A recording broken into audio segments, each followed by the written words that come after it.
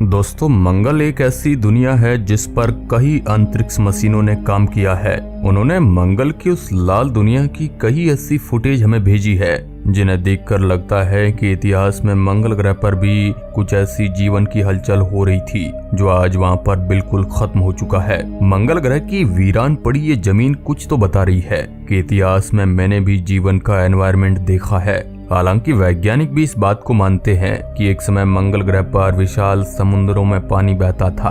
हो सकता है उस वक्त मंगल ग्रह पर जीवन भी रहा हो और इतिहास में पानी होने के सबूत मंगल ग्रह पर कई जगह पर मिले हैं, जहां पर कुछ ऐसी चट्टानें देखी जा सकती है जिन्हें चीर कर पानी निकलता था। पानी के बहाव के निशान आज भी वहां पर मौजूद है। लेकिन हाल ही में भेजा गया नासा का परसेवरेंस रोवर मंगल ग्रह पर अभी क्या कर रहा है? आखिर उसने मंगल ग्रह पर कौन कौन सी डिस्कवरी की है और क्या देखा है? चलिए आज के इस वीडियो रिपोर्ट में इसी सवाल की पड़ताल करते हैं और दिखाते हैं मंगल ग्रह के कुछ राज। हेलो नमस्कार दोस्तों, मैं हूं आपका दोस्त सुरेश सांचोरी और आप देख रहे हैं रहस्य टेलीविजन यूट्यूब चैनल। दोस्तों, तारीख 15 जुलाई 2022 तक नासा के इस अंतरिक्ष यान ने मंगल ग्रह पर करीब 512 अर्थ डे पूरे किए, यानी 1 साल 4 महीने और 27 दिन इसने पूरे कर लिए। इतने लंबे सफर में इस अंतरिक्ष यान ने उस अनजान दुनिया पर कई ऐसी चीजें देखी जिसने वाकई में वैज्ञानिकों को अचंभे में डाल दिया। परसेवरेंस रोवर पर 7 प्राइमरी पेलोड इंस्ट्रूमेंट लगे हुए हैं और इसमें करीब 19 कैमरा लगे हुए हैं जो मंगल की दुनिया को लगातार अपने कैमरों में कैद कर रहे हैं, और 2 माइक्रोफोन भी लगे हैं जो मंगल की आवाज को सुन सकते हैं, वहाँ के एनवायरनमेंट की आवाज को रिकॉर्ड कर सकते हैं। इसी के साथ एक हेलीकॉप्टर भी है जो मंगल के एनवायरनमेंट की स्टडी कर रहा है। इस परसेवरेंस रोवर से हमारे वैज्ञानिकों को काफी उम्मीदें हैं, क्योंकि उनका ऐसा मानना है कि इस मिशन के जरिए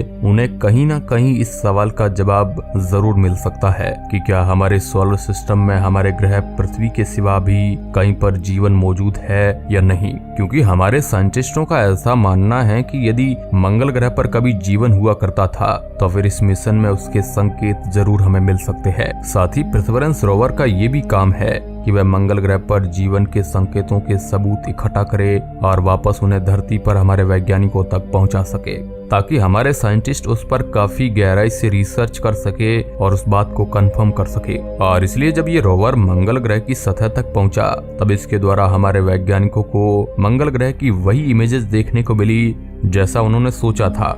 मंगल ग्रह की सतह काफी बंजर और साथ ही रोकी थी और रोवर के आसपास रेत, मिट्टी और बड़ी बड़ी चट्टानें भी मौजूद थी।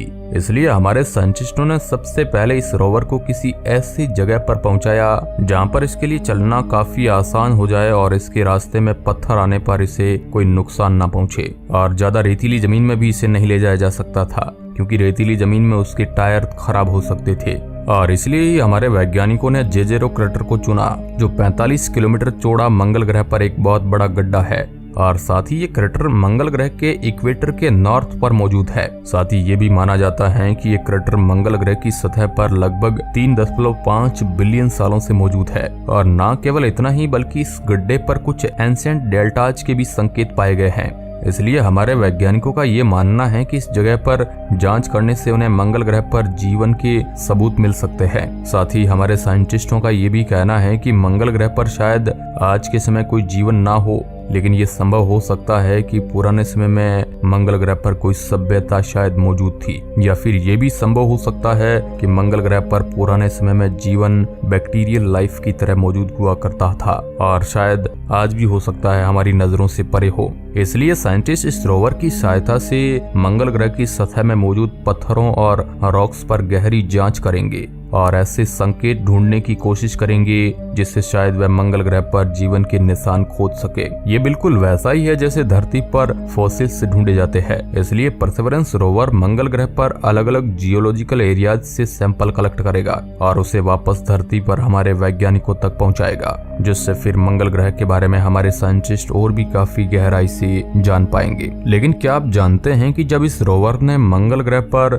फरवरी 2021 में लैंड किया था तब ये अगले 5 महीनों तक ये अपनी लैंडिंग साइट पर ही रहा था और उस जगह पर उस समय उसने कोई भी मेजर डिस्कवरी या फिर कोई सैंपल कलेक्शन नहीं किया था। ऐसा इसलिए क्योंकि जैसा कि मैंने आपको बताया था कि ये रोवर अकेला मंगल ग्रह पर नहीं गया था, बल्कि इसके साथ एक मिनी हेलीकॉप्टर इंजेन्यूटी को भी मंगल ग्रह की दुनिया पर भेजा गया था। और इसलिए इन 5 महीनों में न केवल साइंटिस्ट ये जांच कर रहे थे कि क्या ये रोवर सही से काम कर रहा है या नहीं, बल्कि उस मिनी हेलीकॉप्टर इंजेन्यूटी को भी मंगल ग्रह पर परसेवरेंस रोवर के जरिए ही लैंड कराया जा रहा था। ये दरअसल एक तरह का मैकेनिकल ब्रीथिंग प्रोसेस ही था और क्योंकि ये प्रक्रिया काफी स्लो होती है इसलिए इसमें इतना लंबे समय लगा।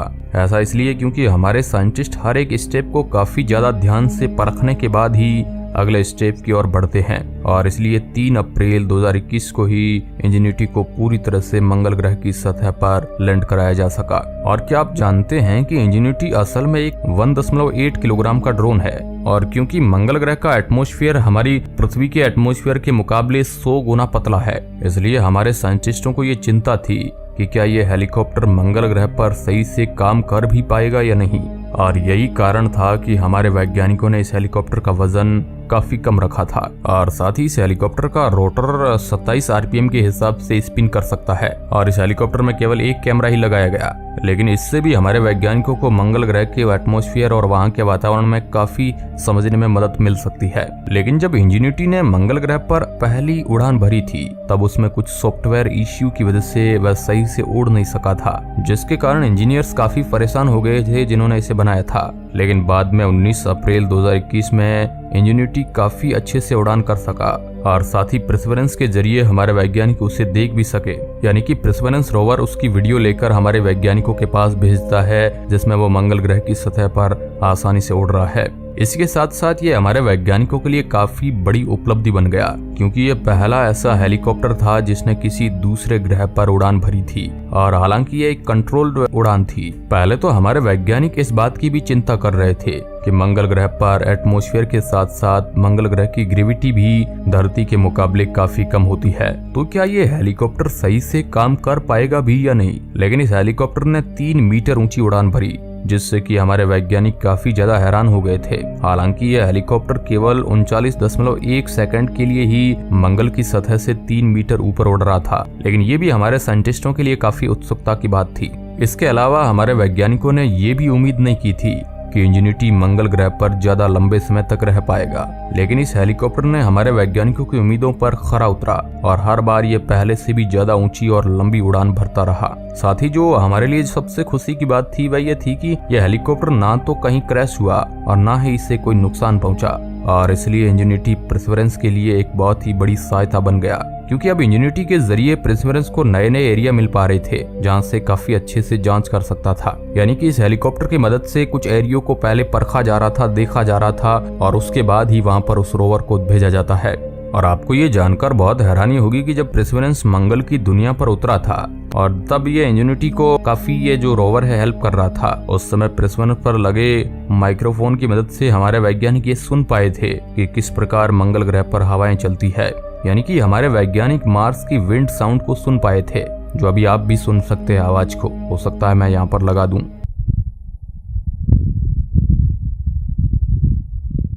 और ना केवल इतना ही बल्कि परसेवरेंस मंगल ग्रह के एटमॉस्फेयर में मौजूद कार्बन डाइऑक्साइड से ऑक्सीजन को अलग करने में भी सफल रहा है और ऐसा ये मॉक्सी नाम के एक इंस्ट्रूमेंट की मदद से कर पाया है। इसकी मदद से ये रोवर केवल 1 घंटे में 10 ग्राम ऑक्सीजन प्रोड्यूस कर पाया था। इसलिए ये भी हमारे लिए वैज्ञानिकों के लिए एक बहुत बड़ी उपलब्धि है क्योंकि यदि भविष्य में कभी भी मंगल ग्रह पर जाना चाहेंगे तब शायद हम ये सोच सकते हैं कि ये इंस्ट्रूमेंट हमारे लिए एक ऑक्सीजन सप्लाई का काम कर सकेगा।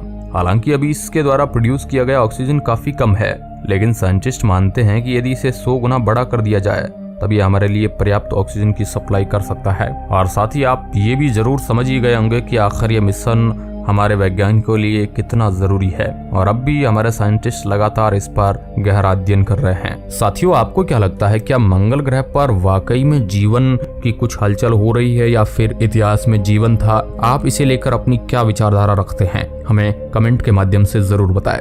धन्यवाद।